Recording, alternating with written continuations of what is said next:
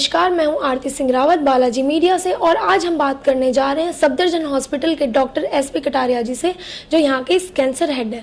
तो सर, आपका बहुत बहुत स्वागत है बालाजी मीडिया में। सर, मैं आपसे जानना चाहूँगी, ये जो आप कैंसर हेड है, ऑब्वियसली आपको तो बहुत नॉलेज होगी इसके बारे में, तो आप कैंसर के बारे में क्या कहना चाहेंगे? पहला मैं आपसे ये क्वेश्चन और मैं आपके बारे में जानना चाहूँगी, आपके इतने सालों का एक्सपीरियंस रहा है तो उसके बारे में बताइए। मेरी कैंसर की शुरुआत 1991 से हुई, जब मैंने एमडी मेडिसिन कर ली थी और मैं मेडिसिन की प्रैक्टिस कर रहा था। तो मेरे कुछ रिलेटिव्स में कैंसर की बीमारी हुई, तो उसके बाद में मुझे लगा कि इसमें ज़्यादा कुछ होप होती नहीं है।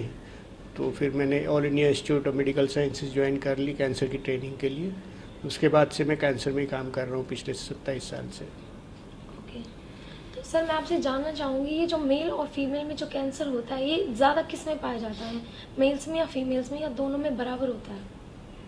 नहीं, देखिए, अलग अलग कैंसर है। फीमेल का कैंसर, जैसे हिंदुस्तान में कैंसर सर्विस अभी भी कॉमनेस्ट है, और उसके बाद मुझे लगता है breast cancer more common in females, और लंग का कैंसर जो मेल्स में जो है वो लंग का कैंसर ज़्यादा कॉमन है बजाय दूसरे के मुकाबले।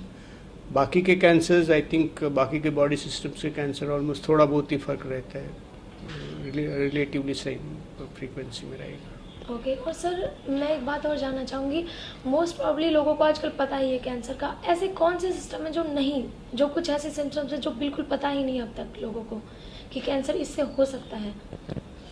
देखिए, कैंसर के सिम्टम्स जो हमारे साथ सिम्टम्स हैं, जो कॉशन हमारा आता है कि भाई कोई खांसी है जो जिसका बदल गया है, जिसका कैरेक्टर बदल गया है, कोई अल्सर है जो हील नहीं हो रहा है, कोई पिगमेंटेड स्पॉट है बॉडी के ऊपर जो सडनली बढ़ना शुरू कर देता है, खांसी में कहीं किसी तरह की ब्लीडिंग कोई हो रही है कहीं से भी, चाहे वो लैट्रिन के रास्ते है या उल्टी के रास्ते है या पेशाब के रास्ते हैं, तो ये सारे सिम्टम जो है they give us an hint. लेकिन कैंसर का क्या है कि ये नॉर्मल बॉडी का ही टिश्यू है, तो जब ये धीरे धीरे ग्रो करता है तो अपने आप में कोई सिम्टम नहीं बनाता। हो सकता है किसी कैंसर में बुखार हो जाते हैं, जो 2-3 महीने बुखार चलता रहता है, तो हम सस्पेक्ट कर सकते हैं कि और बाकी कुछ नहीं मिल रहा है, तो हो सकता है कि वो कैंसर की वजह से हो। अदरवाइज ये शुरू में कोई सिम्टम नहीं करता। जब ये ज़्यादा बढ़ जाता है तब ये पेन या दूसरा कोई सिम्टम शुरू करता है, स्वेलिंग वगैरह शुरू करता है। ओके सर, मैं ये जानना चाहूँगी, कैंसर अभी ज़्यादा बढ़ा है या पहले से ज़्यादा था और लोगों को जागरूकता नहीं दी, या फूड और एनवायरनमेंट चेंज हुआ है उसकी वजह से इसका ज़्यादा प्रोग्रेस हुआ है? इस बारे में आप क्या कहना चाहेंगे? दोनों कारण हैं इसमें। ओके। 50s और 60s में आप देखेंगे तो कैंसर का इंसिडेंस पूरी दुनिया में almost all over the world it was less as compared to what it is now. Overall, every decade there is an increase in cancer incidence. दुनिया भर में सब जगह, जो ज़्यादा डेवलप्ड कंट्रीज़ हैं उनमें जल्दी आया है, जो लेस डेवलप्ड कंट्रीज़ हमारे हैं उसमें थोड़ा लेट हुआ है। बट जैसे जैसे हमारा लाइफस्टाइल और चीज़ें बदल रही है तो कैंसर का बीमारी भी बढ़ रहे हैं। अच्छा सर, और मैं आपसे ये जानना चाहूँगी, जब अभी क्या है, अभी कोई एज नहीं होती है कैंसर की, लड़कियां बहुत कम एज की होती है और उनको स्तन कैंसर हो जाता है, तो इसका कोई मेन कारण है कि मतलब कोई फूड की वजह से होता है, या क्या कारण है इसका? पहले जो बहुत कम पाया जाता है, आजकल ये ज़्यादा है। देखो, कैंसर के मेन कारण जो है वो डीएनए डैमेज होता है। तो डीएनए डैमेज 2 तरीके से हो सकता है कि या तो सडनली बहुत बड़ा म्यूटेशन हो जाए शरीर के अंदर जिससे कैंसर में कन्वर्ट हो जाए।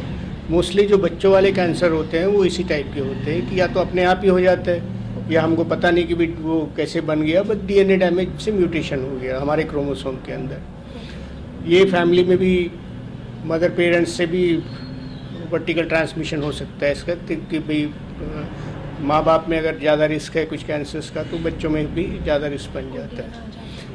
तो डीएनए डैमेज जो है, बट जो नॉर्मल 90 को लेस देन 5% लोगों में ऐसा होता है। 95% ऑफ द केसेस में जो डीएनए डैमेज है वो स्लोली होता है, धीरे धीरे उसका काम होता है, धीरे धीरे चलता है। जैसे 50 साल की उम्र तक हमारा जो बॉडी है वो सारे रिपेयर कर लेता है, जो भी डैमेज होता है वो रिपेयर कर लेता है। 50 साल के बाद में हमारी रिपेयर कैपेसिटी, डीएनए डैमेज की रिपेयर कैपेसिटी कम हो जाती है। सर, आप एक पेशेंट का ट्रीटमेंट करते हो, कैंसर खत्म हो जाता है, ऑपरेशन हो जाता है, कई बार कैंसर खत्म है, पेशेंट ठीक है, तो ऐसे कुछ चांसेस है कि वो कैंसर वापस आ सकता है?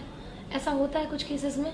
हाँ, इसका 100% क्योर तो हम, क्योंकि जो जिस वजह से कैंसर बना था, अगर हमने सर्जरी करके निकाल दिया, कीमोथेरेपी दे दिया, 100% क्योर हो गया। ओके। उसके बाद में जो उसका बॉडी का जो कंस्टिट्यूशन है, डीएनए कंस्टिट्यूशन है, तो रिस्क तो उसमें 2% 5% है कि तो कैंसर वापस आ कैंसर, सकता है? दूसरा कैंसर बन सकता दूसरा है, कैंसर। उसी टाइप का दूसरा कैंसर बन सकता है, या दूसरा नया कैंसर बन सकता है उसमें, क्योंकि वो सारी कंडीशन जो पहले कैंसर बनने के टाइम थी वो तो अभी भी एग्जिस्ट करती है उसमें। ओके। तो second malignancy is a possibility. धन्यवाद सर।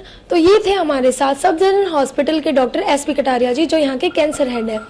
और बालाजी एक शो लेकर आ, इसका नाम है बालाजी मीडिया प्रेजेंट्स आगाज एक शुरुआत to fight against cancer and associate with human care foundation. धन्यवाद।